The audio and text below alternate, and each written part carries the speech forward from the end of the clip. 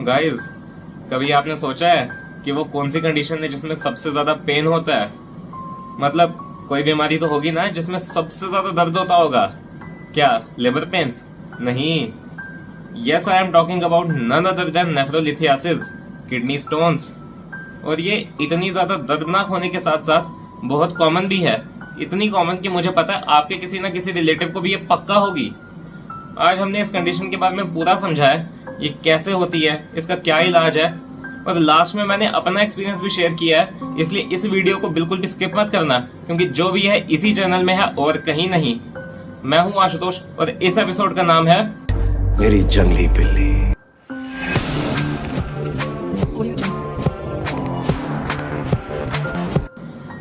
तो ये जानने से पहले कि ये होता कैसे है, ये समझना जरूरी है कि ये कितने किस्म का होता है। तो देखिए गाइज, ये कुल 7 किस्म का होता है। रीनल स्टोन 7 किस्म के होते हैं और इसमें सबसे कॉमन होता है कैल्शियम ऑक्सलेट स्टोन। समझ रहे हैं? 7 किस्म का होता है, उसमें सबसे common one is calcium oxalate stone. क्या हुआ? अरे डॉक्टर साहब, कैल्शियम वही ना जो दूध में होता है। अब क्या हम अपने बच्चों को दूध भी ना दें? आप तो बस सब कुछ बंद करने में रहते हो, पता नहीं क्या पढ़ लेते हो जो इतना बस ये मत खाओ वो मत खाओ।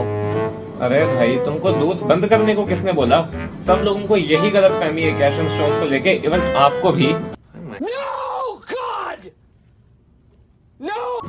मैं आपको बता दूं, जिन भी लोगों को कैल्शियम स्टोन होता है उनको उल्टा ज्यादा कैल्शियम खाना होता है। अब अगर इसके पीछे की साइंस में डिस्कस करने लगा तो वीडियो बहुत लंबा हो जाएगा और शायद बहुत सब लोगों को समझ भी ना आए।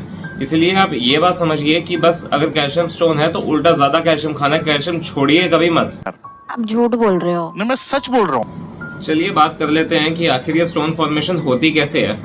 तो देखिए, इसमें थोड़ी सी केमिस्ट्री इन्वॉल्व है, मे भी सब लोगों को समझ ना आए, लेकिन फिर भी ध्यान से समझना।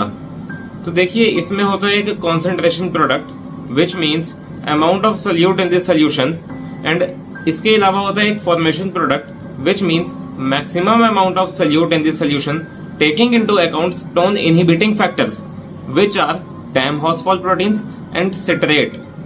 जब कॉन्सेंट्रेशन प्रोडक्ट फॉर्मेशन प्रोडक्ट से ज्यादा हो जाता है उस केस में स्टोन फॉर्मेशन होती है।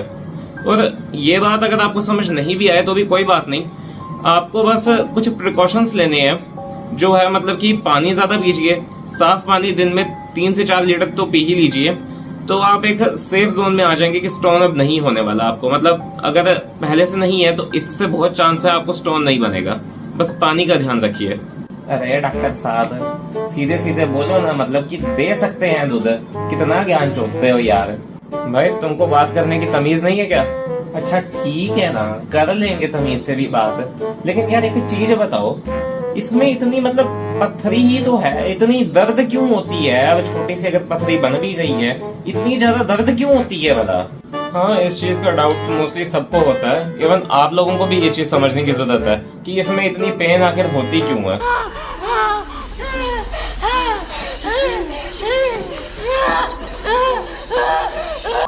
तो जैसा अभी आप देख पा रहे हो, ये है crystal dihydrate calcium oxalate stone का। तो जैसा कि आपको दिख रहा है, इसके नुकीले कॉर्नर्स हैं, इसको हम बोलते हैं एनवेलप्ड शेप्ड। और नुकीले कॉर्नर्स होने की वजह से ये किडनी में सिर्फ बैठा नहीं होता, ये चुभता है। इसके चुभने की वजह से ब्लीडिंग होती है और इतनी ज्यादा दर्द होती है। ओह माय गॉड, अच्छा तो इसीलिए इसमें इतनी पेन होती है, तभी मैं सोचूं।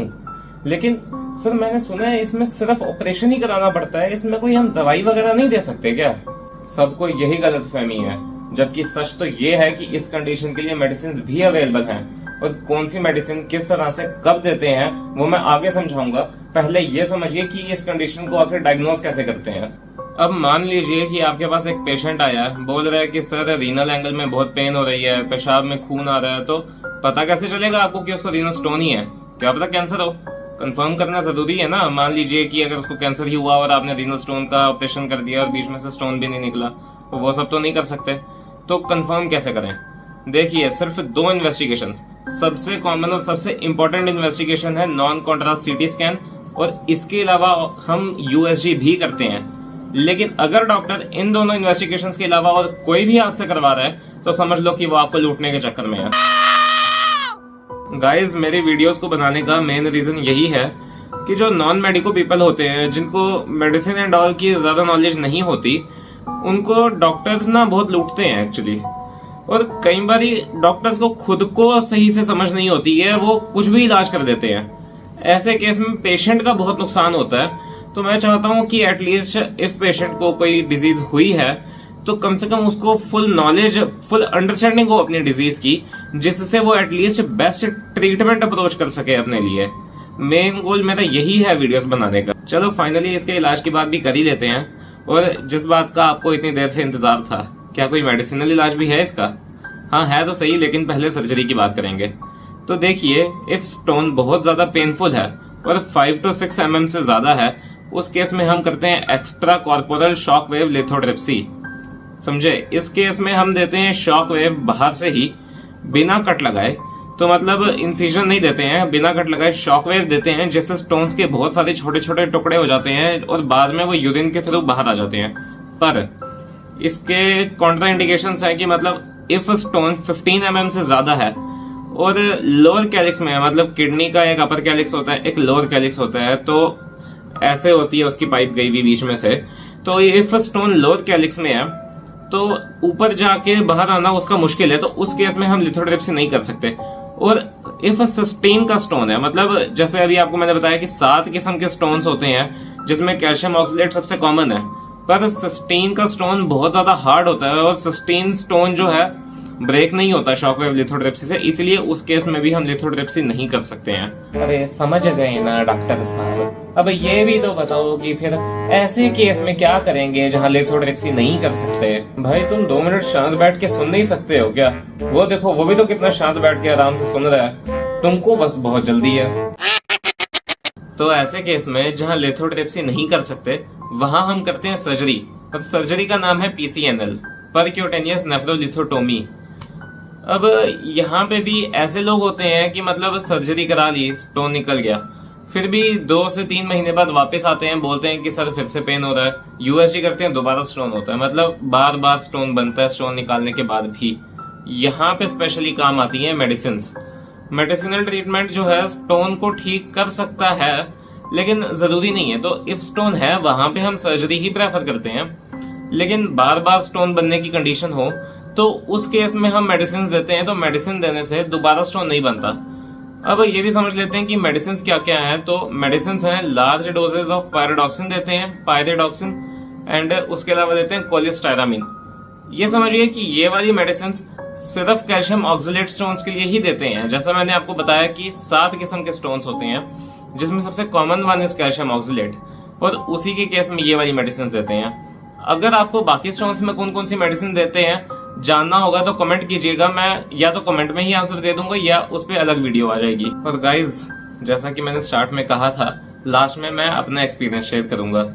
तो सुनिए, मेरी दादी को भी रीनल स्टोन था, उनको बहुत पेन होती थी, यूरिन में ब्लड आता था, तो उन्होंने डॉक्टर को दिखाया, डॉक्टर ने USG की, उसमें पता चला उनको 18 mm का स्टोन है, वो भी लोअर कैलिक्स में। आपको पता है कि इन कंडीशंस में लिथोट्रिप्सी कॉन्ट्रा इंडिकेटेड है, फिर भी डॉक्टर ने उनको लिथोट्रिप्सी के लिए बोला। उन्होंने लिथोट्रिप्सी कराई भी और उनको बहुत पेन हुआ। मैं आपको बता दूं, इतना बड़ा स्टोन है और उसकी लिथोट्रिप्सी की जाए तो किडनी डैमेज भी हो सकती है। उनको बहुत पेन हुआ, बहुत दिन तक ब्लीडिंग हुई और पेन ठीक नहीं हुआ। फिर उन्होंने दोबारा USG करवाई और पता चला कि उतना ही स्टोन फिर से है किडनी में। मतलब यार सोचिए कि एक इंसान ने पैसे दिए, उस टाइम पे हमारी फैमिली में मतलब ज्यादा पैसे भी नहीं होते थे, बहुत मुश्किल से पैसे का अरेंजमेंट करके उन्होंने लिथोट्रिप्सी करवाई थी। पता नहीं कितने उस टाइम पे, शायद से 50-60,000 लगे थे कुछ, या मेरे को नहीं पता है।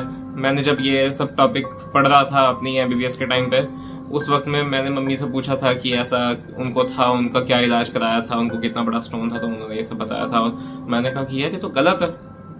पर्सनली ऐसे डॉक्टर का लाइसेंस कैंसिल होना चाहिए, इसलिए मैं ये वीडियो बना रहा हूँ ताकि आप में से किसी के रिलेटिव को भी ये सब सहना ना पड़े। डॉक्टर्स ऐसा करते हैं, ऐसा बहुत होता है। मैं भी बहुत बार डॉक्टर के पास किसी चीज की वजह से जाता हूँ, तो जब तक उनको पता नहीं चलता कि ये मेडिकल स्टूडेंट है, तो वो भी मतलब पैसा कमाने के लिए उल्टे सीधे इन्वेस्टिगेशंस तक बोलते रहते हैं। इसलिए गाइस, इस वीडियो को शेयर करो जितना हो सके, लोगों को नॉलेज होनी चाहिए अपनी अपनी कंडीशन को लेके. Thank you. And lastly one quote by Madara Uchiha for all of you. The most painful thing isn't a cut or a broken nose. The most painful thing is seeing the people you made memories with